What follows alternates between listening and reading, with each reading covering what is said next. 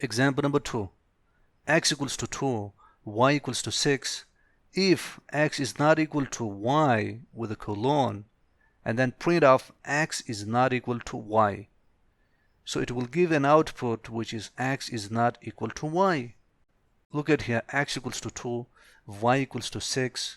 Now, I used the if statement here, which is a one-way decision. If x is not equal to y, remember this is the not equal to sign, not equal to sign. The conventional way of not equal to sign in a mathematics is that we simply write equal to sign and then we put the cross line above the equal sign, which means that not equal to. But when it comes to the Python, it is different. The case is different.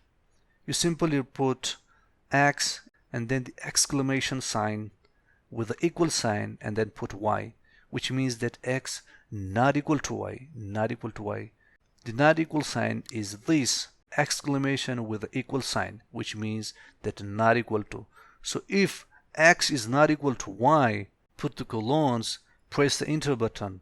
Your next line will be here, right? Print of x is not equal to y. When run it, you will get exactly the same thing here.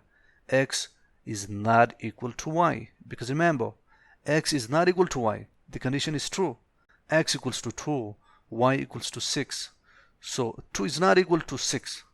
That's why it will be printed that x is not equal to y. But make sure this output is exactly this thing. Whatever stuff you write inside the codes, it will be printed here in the output.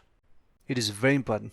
Keep in mind, if the condition is false, this program won't run. This program will stop after this. This program will stop at this point in the one-way decision. Because remember, there is no second option. There is no second option where the program will jump to the next option. Because it is a one-way decision. It is a single decision. That's why if the condition is not true, for example, x equals to 2, y equals to 2. But the condition says that if x is not equal to y, not equal to y. If x equals to 2, y equals to 2, it means that this condition is false because 2 equals to 2. So we'll get an error in the output because there is no other option, there is no other choice where the program will jump suddenly if the first condition is false. So after this thing won't be printed in the output. But if it is true, for example, x equals to 2, y equals to 6, which means that x is not equal to y because 2 is not equal to 6. Therefore, the condition is true. If the condition is true, this statement will be printed in the final output, which means that x is not equal to y.